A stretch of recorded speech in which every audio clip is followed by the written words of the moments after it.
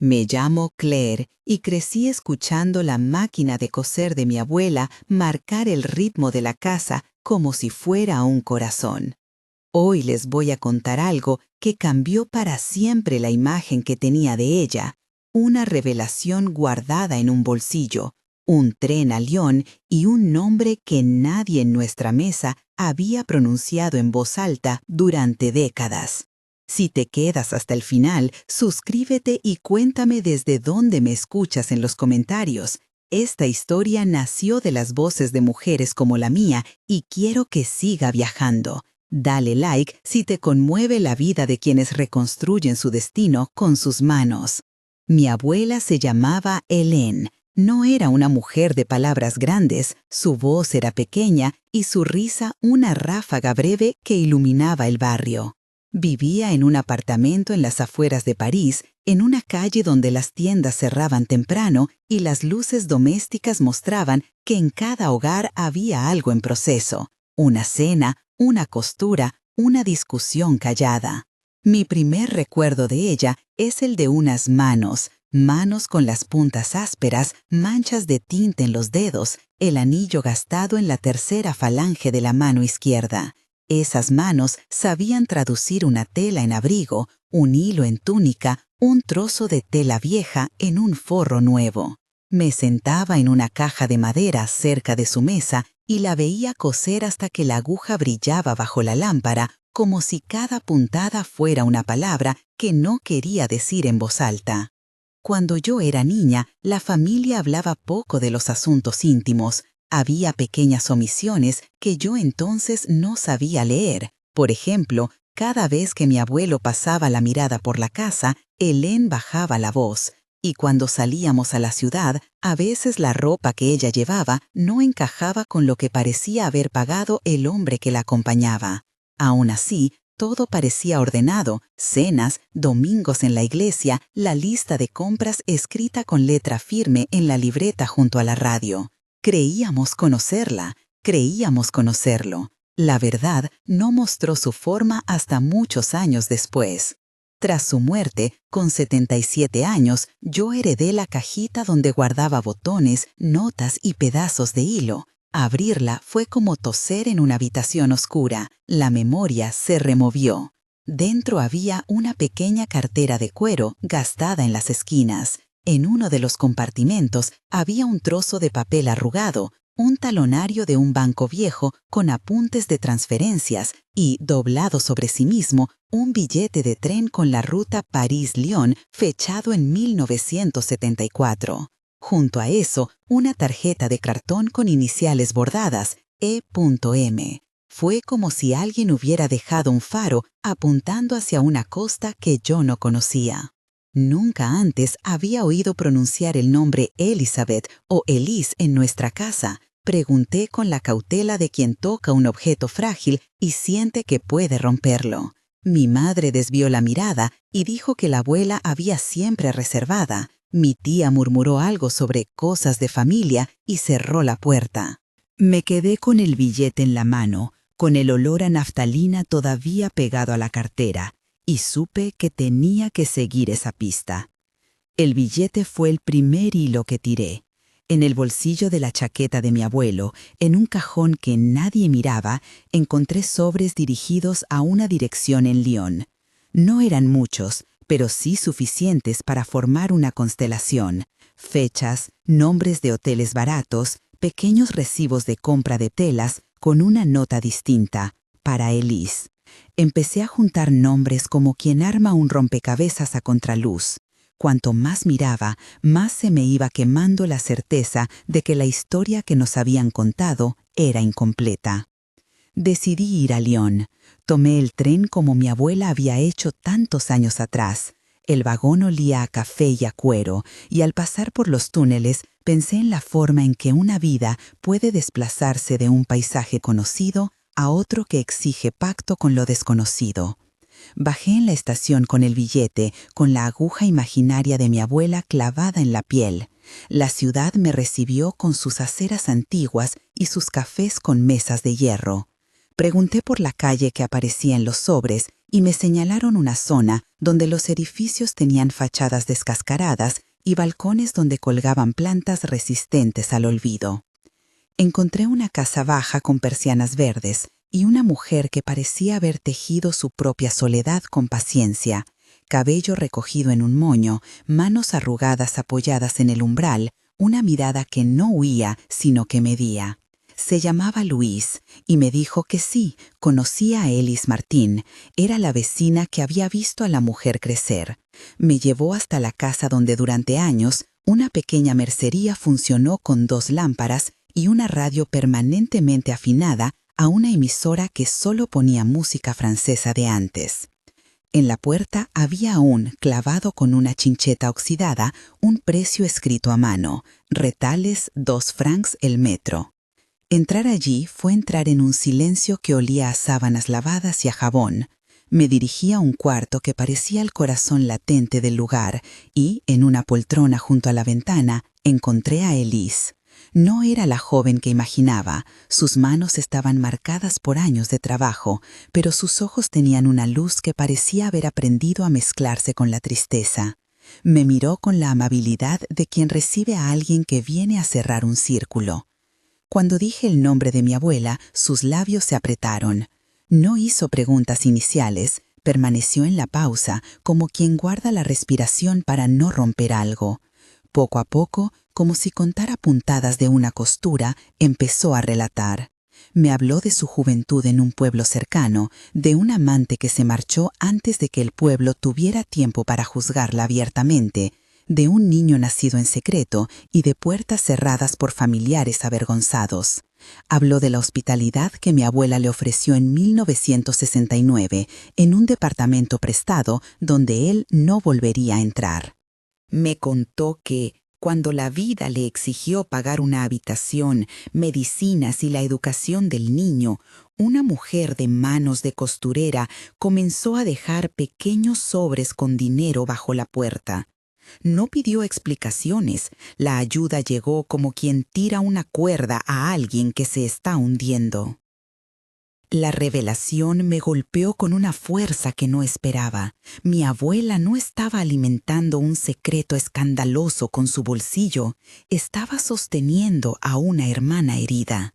El misterio del billete de tren, las transferencias anotadas en ese talonario que yo había encontrado en su cajita de botones, todo tenía una explicación que era, al mismo tiempo, humilde y radical: protección. Hélène había elegido el silencio para proteger la dignidad de Elise. Lo contó sin teatralidad, con la misma mesura con la que cosía los dobladillos. Mientras Elise hablaba, los recuerdos de mi infancia volvían a mostrarme a mi abuela en su taller, a menudo mirando la calle con una expresión que ahora, conociendo la verdad, entendía como contemplación de un deber cumplido en secreto. Me quedé pensando en las consecuencias de esa discreción. En nuestra familia, la verdad no había sido un cuchillo para abrir las costuras del orgullo, había sido una manta para abrigar a una mujer y a su hijo lejos del juicio. Eso explicaba tantas cosas. ¿Por qué nadie hablaba del niño en las reuniones? ¿Por qué mi abuela insistía en llevarle periódicos a la anciana vecina que vivía sola en la esquina? Las piezas comenzaron a encajar. No todo fue rescate y logros. Elise contó también de noches largas en el hospital, de enfermedades que no se nombraban con facilidad en aquella época, de la dificultad para conseguir trabajo siendo madre soltera. Habló de una época en que una simple consulta podía convertirse en estigma. Y me contó de la vergüenza que le causaba que su hermana hiciera tanto sin que nadie lo supiera. No quería que mi familia sintiera vergüenza por mi culpa, dijo con una firmeza que la redimía.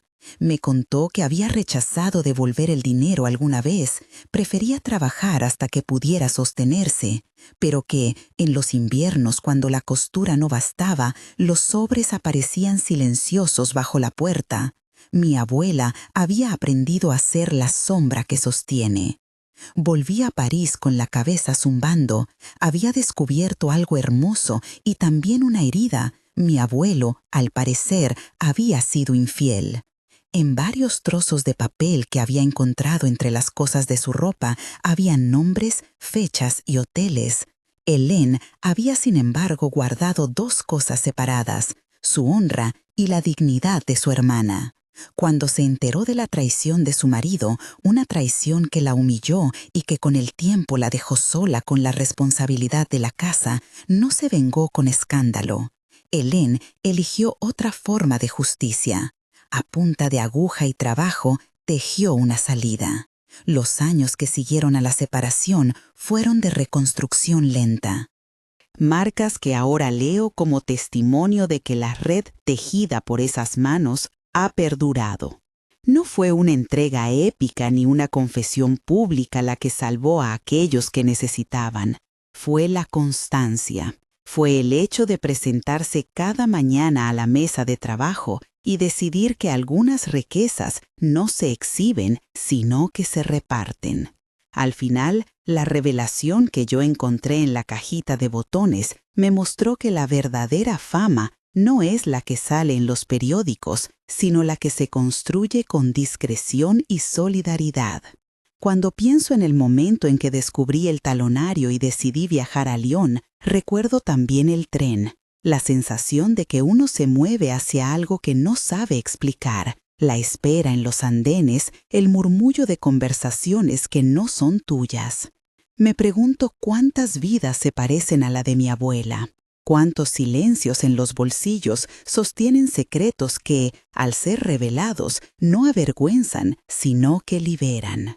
Si algo deseo con fuerza, es que quienes escuchan esta historia sientan que la ayuda discreta no es debilidad, sino una forma de autoridad moral, que el perdón puede convivir con la exigencia de justicia, que la reconstrucción es posible cuando alguien extiende la mano sin hacer ruido.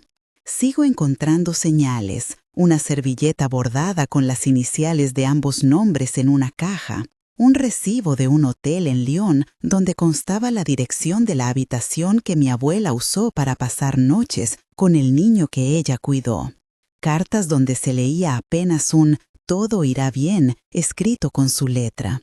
Esa letra que yo ahora imito cuando anoto en la libreta de pedidos del taller.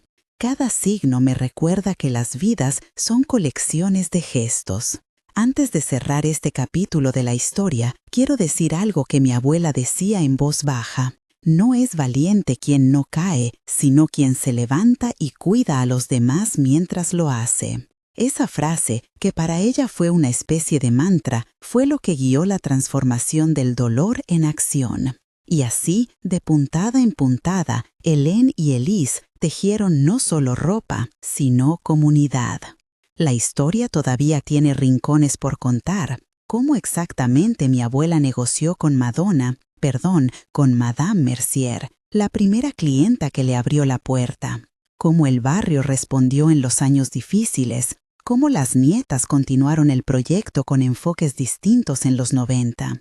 Me gustaría seguir detallando esos episodios porque cada uno guarda lecciones pequeñas y prácticas para quienes hoy enfrentan la adversidad. Pero por ahora me detendré en la imagen que me sigue acompañando, la de una mano tendida silenciosa, la de una aguja que atraviesa una tela para unir bordes que parecían irreconciliables. Si esto te ha tocado, si tienes una historia parecida de discreta solidaridad o de una mujer que te salvó en secreto, cuéntamelo abajo. Quiero leer de dónde vienen estas manos que aún sostienen. Madre y clienta se encontraron una mañana fría de otoño, cuando la luz entraba oblicua por la ventana del taller y daba a los hilos un brillo casi dorado. Recuerdo la cara de Madame Mercier, ni hostil ni compasiva al principio. Era la mirada de quien mide con exactitud cuánto vale una pieza y cuánto está dispuesta a pagar por ella. Hélène la había citado con la misma educación con la que trataba siempre a las pocas personas que podían decidir el destino de la casa. Con puntualidad, sin aspavientos, con la caja de muestras envuelta en una tela azul que había pertenecido a mi abuela. Madame, le traje lo que hablamos, dijo Hélène, poniendo la caja sobre la mesa como si fuera un conjunto de pequeñas promesas. Hay telas nuevas, cortes limpios, y le traje un mantel que creo que le gustará. Madame Mercier miró las muestras, no dijo nada por un rato, y su silencio llenó la habitación como un paño grueso. Al fin, como si la negociación fuese una costura, tanteó una pregunta. ¿Cuánto necesita para ese encargo? Hélène no respondió con una cifra inmediata. Sabía que en ese gesto se jugaba más que un contrato. Se jugaba la posibilidad de mantener viva una vía de ayuda. Hizo un cálculo sobrio y luego añadió, casi en voz baja, una condición que no aparece en facturas ni en albaranes. Lo haré por usted, madame, y acepto que pague la mitad ahora y la otra cuando pueda. Y si hay alguien que venga después y no pueda competir con su precio, me comprometo a ayudarle también, a cubrir la diferencia. No era solo una oferta comercial, era un pacto tácito. Madame Mercier, mujer de negocio curtido en aduanas que le daban la ciudad, miró a Hélène con un destello en los ojos. Sonrió, no ampliamente, pero lo suficiente como para abrir una puerta que en las semanas siguientes transformaría el taller en algo parecido a una red.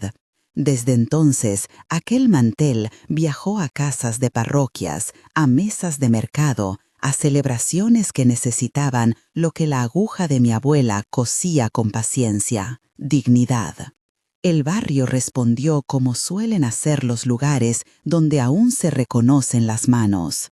Primero fueron pequeñas señales, una cesta de frutas dejada junto a la puerta, una tela recuperada que otra vecina trajo para que la convirtió en ropa de abrigo para un niño, un sobre con un nombre apenas legible que alguien deslizó en la caja de pedidos.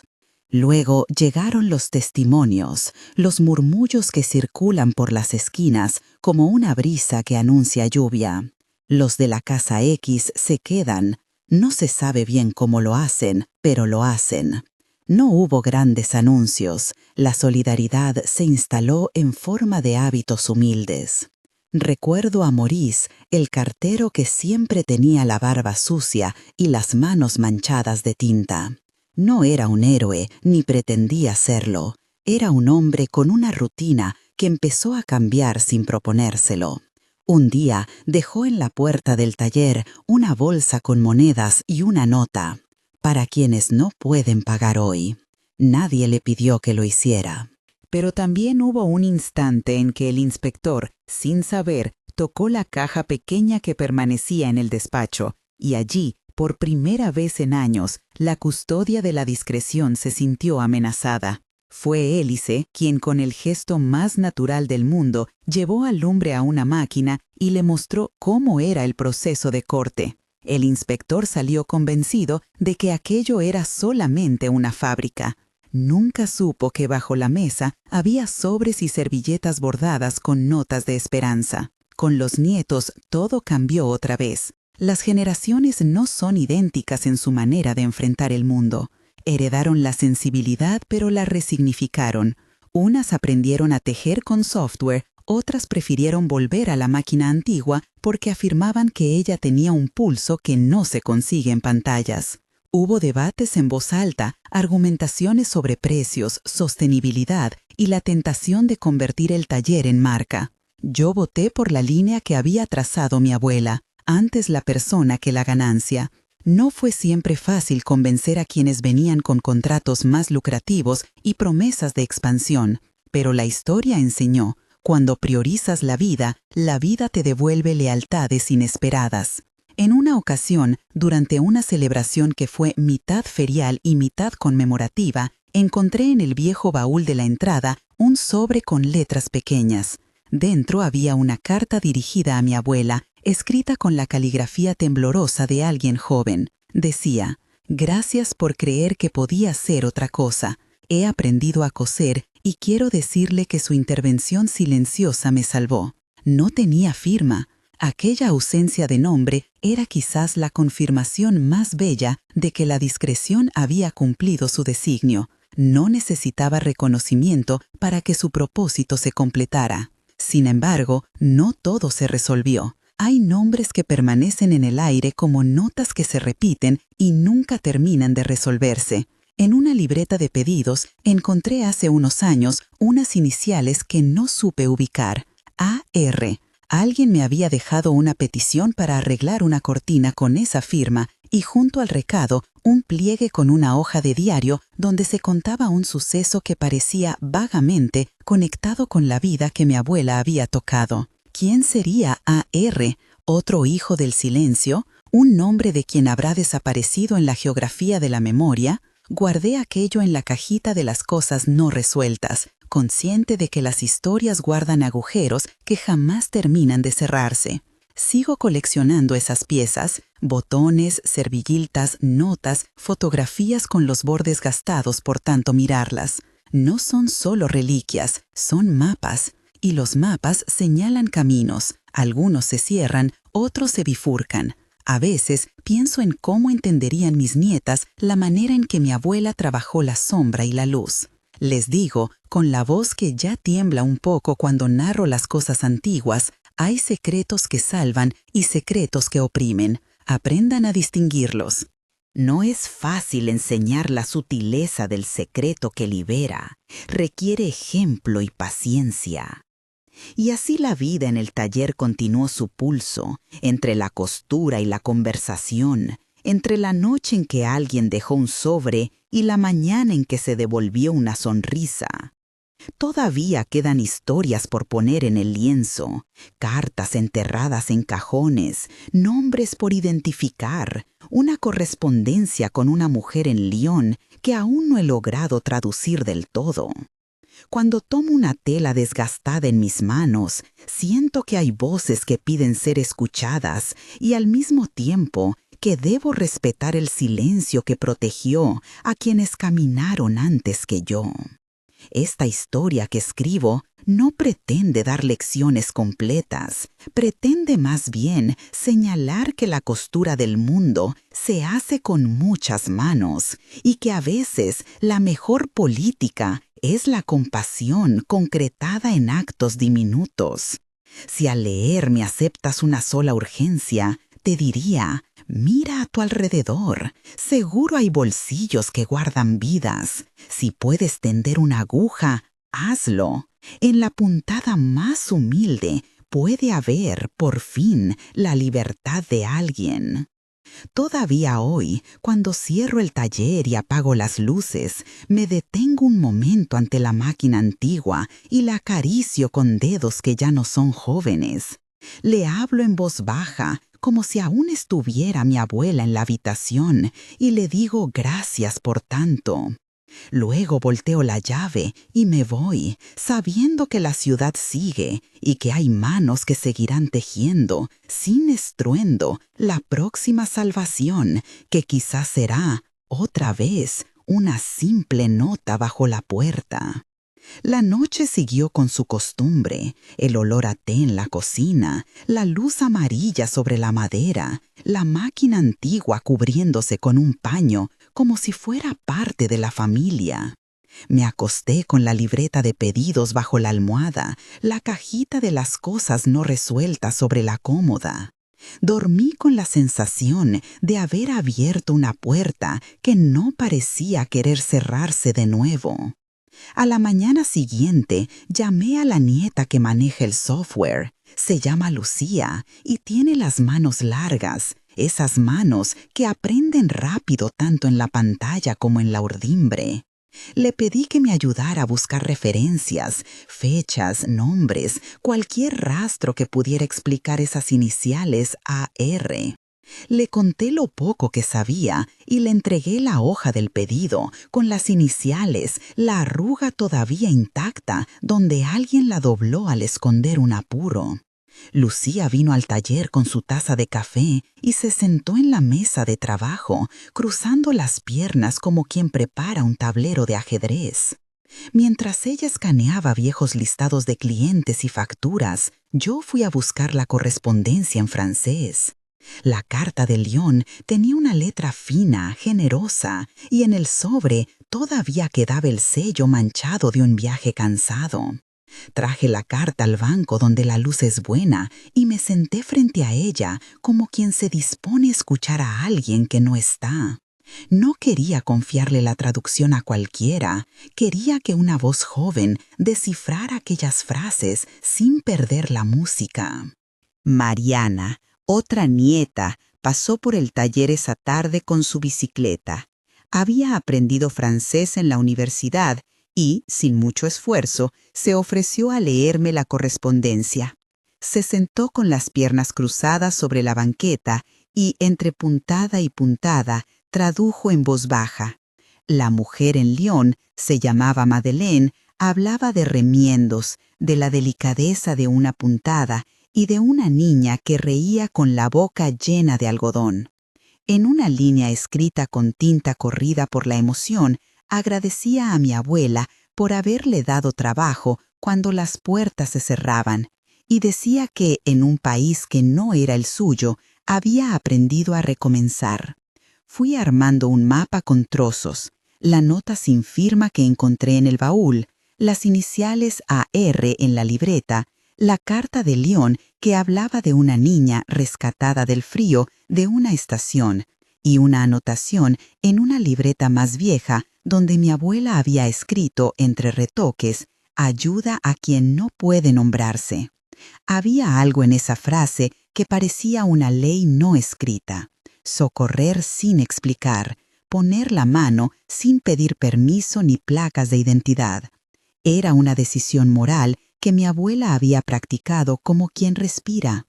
Lucía me mostró en su tablet un registro de entregas antiguas, un paquetito enviado a Lyon en 1969, embalado con periodismo artesanal, con la remisión a un nombre que empezaba por A y un apellido que con el tiempo la tinta había vuelto ilegible. Esa mancha en la hoja era una pista, como la suciedad en un paño, decía que la vida había pasado por allí. Intercambiamos miradas, estábamos ante algo real, un hilo que aún no se había deshilachado del todo. Decidí que era hora de preguntar. No podía ir tocando puertas al azar, pero sí podía usar la red que mi abuela tejió sin darse cuenta. Le pedí a Clara, la vecina que había sido mucho tiempo costurera en la pensión, que me contara lo que recordara de los años en que ella y mi abuela cosían juntas. Clara vino con un cesto de higos y un silencio que siempre traía historias. Recordó, con la precisión de quien guarda fechas en la memoria como botones en una lata, a una muchacha de ojos anchos que iba y venía por el taller y que una madrugada no apareció más tras una redada en el barrio. Dijo el nombre en un susurro, como si pronunciarlo fuera abrir una ventana por donde podían entrar corrientes. Se llamaba Adela, dijo Clara. Era tímida, tenía un hijo pequeño. Mi antigua costura le daba de comer hasta que las cosas se pusieron feas en la ciudad. Tu abuela la escondió un tiempo en la parte de atrás, le daba ropa de trabajo, pan y no la preguntaba por nada. Le hizo un pasaporte con la frente y unas cuentas de más. No sé cómo lo hizo, pero Adela se fue una noche con alguien que decía conocer una ruta segura. Aquella palabra, ruta segura, hacía estremecer incluso en la cocina, bajo la luz. No quise exigir detalles que Clara parecía guardar por miedo o por pudor. Lo que era claro era que el gesto de mi abuela no había sido aislado. Era parte de una cadena de apoyos que cruzaba calles, estaciones y fronteras. La correspondencia con Lyon empezó a tomar cuerpo. Quizás Madeleine no era la única persona del otro lado. Quizás mi abuela tejía redes más amplias. Con cada nombre que escuchaba, sentía que aumentaba la deuda de memoria. Habíamos honrado la técnica, las telas, el oficio. Ahora sentía la necesidad de honrar también la táctica del cuidado, esa que mi abuela practicó sin proclama. No todos los que se benefician de la discreción vuelven a decir gracias. Algunos se van sin dejar huella. Otros, como la carta anónima, dejan una sola frase que hace todo el trabajo. Decidí visitar el archivo parroquial, no porque contara con documentos oficiales sobre migraciones clandestinas, sino porque en pueblos como el nuestro, la iglesia era a veces el lugar donde las mujeres dejaban mensajes en los márgenes, recetas escritas en servilletas, nombres en el libro de la catequesis, cuidadores anotados con lápiz. El sacristán, un hombre de manos callosas y voz baja, me encontró rebuscando entre los registros sin un motivo litúrgico aparente. Al principio se mostró cauteloso. Luego, al hablar de mi abuela, la memoria se abrió. Ella siempre venía por aquí con cosas que nadie veía, me dijo. Traía ropa para lavar, catones para dar abrigo. No sé si era valiente o imprudente, solo sé que la gente la quería. Hubo días en que le pedí que tuviera cuidado porque había escuchas y movimientos extraños. Ella me miraba y me decía que no podíamos dejar a la gente a su suerte. En uno de los libros viejos encontré un registro de bautismos con una nota al margen. Adela R., hija de Josefina. No era el apellido que Clara había pronunciado, pero era un hilo más. Tomé una copia con las manos que ya no corrían tanto y sentí que cargar aquellas letras era como sostener una vela. A veces la búsqueda no es tanto hallar un nombre como reconocer que el esfuerzo por recordar es ya un homenaje. Volví al taller con fotocopias, con la hoja de la libreta donde las iniciales seguían esperando, con un papel donde alguien había escrito, años atrás, no preguntar cómo. Las nietas me vieron con un extraño brillo en los ojos. Quizá entendían que aquello era más que una anécdota. Era la manera en que las decisiones pequeñas de una mujer habían alterado el curso de muchas vidas. «Podemos intentar localizar descendientes», dijo Lucía. «Hay registros civiles digitalizados, redes de genealogía. Si Adela tuvo familia y quedó alguna huella, podemos encontrarla». La posibilidad tecnológica me causó reparos y fascinación a la vez. Mi abuela había actuado en la tertulia de lo visible e invisible. Yo temía que convertir sus secretos en búsquedas públicas los despojaran de su delicadeza. Aún así, aceptar la ayuda de mis nietas era enseñarles otra cosa, que la memoria no siempre pertenece a quien la conserva. A veces, el camino correcto es compartirla para reparar omisiones. Abrimos un expediente como se abre una costura nueva, con hilos distintos, algunos con brillo, otros frágiles. Pasaron semanas de indagación. Encontramos actas, buzones, listados de inmigrantes que mencionaban ciudades, estaciones, nombres mal transcritos. Un apunte de 1971 hablaba de una madre que embarcó hacia Francia con su hijo. El apellido estaba truncado por la tinta. Un viejo recibo postal guardaba la dirección de un remitente en Lyon. Pegamos las piezas como quien remienda una prenda rasgada. Una tarde, cuando la lluvia golpeó el taller y los nietos se refugiaron entre tazas y conversaciones, llegó una llamada que nadie esperaba. Era una voz clara al otro lado. Una mujer que vivía en un barrio de Lyon había encontrado, en un cajón polvoriento, una vieja prenda. En la etiqueta, apenas visible, estaban las iniciales AR y una dirección viejísima. La mujer decía que su abuela había traído la prenda desde América y que la guardaba como quien guarda un talismán. Quería saber si nosotros teníamos relación con ese nombre. Mi corazón latió de una manera que no sentía desde los días en que mi abuela me mostró la máquina por primera vez. Coordinamos un intercambio tímido. Fotos de la prenda, pistas, cartas viejas escaneadas. Cuando colgamos, me quedé un rato largo mirando la máquina cubierta. Era como si por un momento todas las manos que alguna vez la tocaron hubieran recibido un impulso. Los nietos empezaron a hablar en voz alta sobre la posibilidad de un encuentro, una reunión, no una marca, no un plan de expansión, sino algo pequeño, una invitación para quien quisiera acercarse y escuchar las historias de las telas. María, la nieta más joven, propuso que invitáramos a la mujer de León a enviarnos la prenda y a contarnos la historia de su abuela.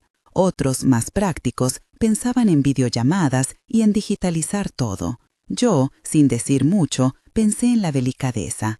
Había que pedir permiso, honrar la voluntad de quienes se reconocieran en esa historia y no convertir el rescate en espectáculo. Pasaron días y la prenda no llegó.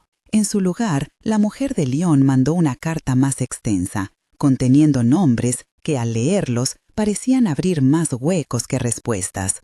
Hablaba de una red de mujeres que se ayudaban en tiempos de cierre, de noches en las que se pasaban a escondidas paquetes cosidos en el dobladillo, de un tren que llevaba promesas de un lado a otro. Ella decía, mi abuela decía que la costura era un idioma que entendían las manos de todas las que necesitaban un refugio.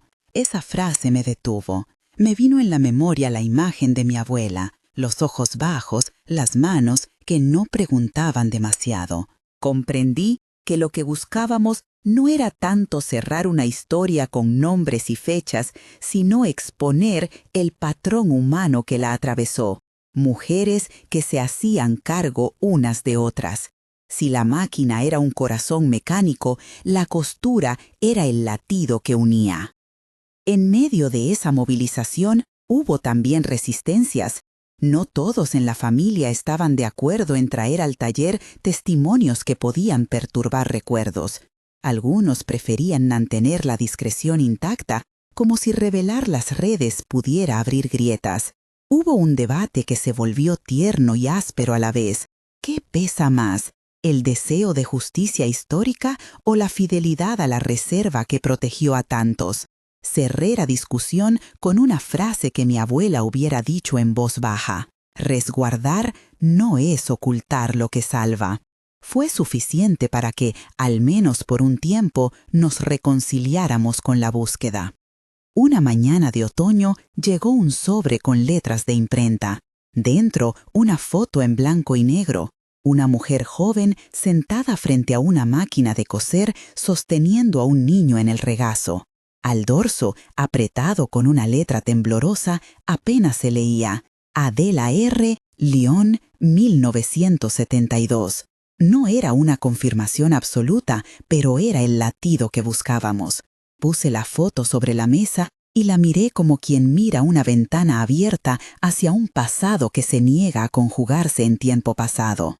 La mujer sonreía, discreta. El niño miraba a la cámara con la despreocupación de la infancia. En su mirada había tanto abandono como confianza. Con la foto, el mapa cobró una geografía más profunda. Empezamos a entrever que Adela no había sido únicamente una beneficiaria, había sido también una red. Había dado, en algún momento, costura a otras manos, había compartido secretos, quizás había enseñado a alguien a cómo armar una prenda que supiera ahogar. Esa circularidad me consoló. La valentía de una mujer se amplifica cuando pasa por manos que la replican. Sin embargo, el misterio permanecía. ¿Por qué las iniciales en la libreta local? ¿Por qué la carta sin firma de agradecimiento? Decidí que había que buscar en el lugar más íntimo que conocía, el baúl donde mi abuela guardaba las prendas sin uso. Abrí la tapa con la prudencia de quien abre una tumba amable, y entre trapos amarillentos encontré un pequeño cuaderno cosido a mano. En su primera página, en tinta que había perdido el vigor, había una frase breve: para las que no tienen voz. Más abajo, una lista de nombres, algunos reconocibles, otros apenas esbozados. Entre ellos, la inicial AR. Seguí leyendo con el corazón en calma. El cuaderno era un inventario de favores, de prendas entregadas, de noches prestadas para dormir, de pasajes pagados a cuentas anónimas. Cada línea era un gesto sencillo, una camisa, 2 jerseys, un pasaje. Cerca del final, una nota decía: si leen esto, sepan que no hice nada grandioso, solo hice lo que se podía. Junto a la frase, mi abuela había dibujado una pequeña aguja. Cerré el cuaderno y lo volví a guardar donde lo encontré. No sentí la urgencia de contarlo todo. Había algo en la medida que guardó mi abuela que me pedía respeto. No necesitaba un monumento, necesitaba un gesto continuo. Lo que sí decidí fue esto: proteger el taller como refugio, enseñar a las nietas que la discreción no es indiferencia y mantener abiertas las puertas para quien llegara con manos temblorosas pidiendo puntadas. Aquella noche, después de cerrar y apagar la luz, me quedé un rato más acariciando la máquina con esa costumbre que ya es ceremonial. Pensé en Adela, en la mujer de Lyon, en la carta sin firma y en la foto. Pensé en los nietos que, con sus métodos diversos, habían puesto en movimiento lo que mi abuela guardó como si fuera una vela encendida.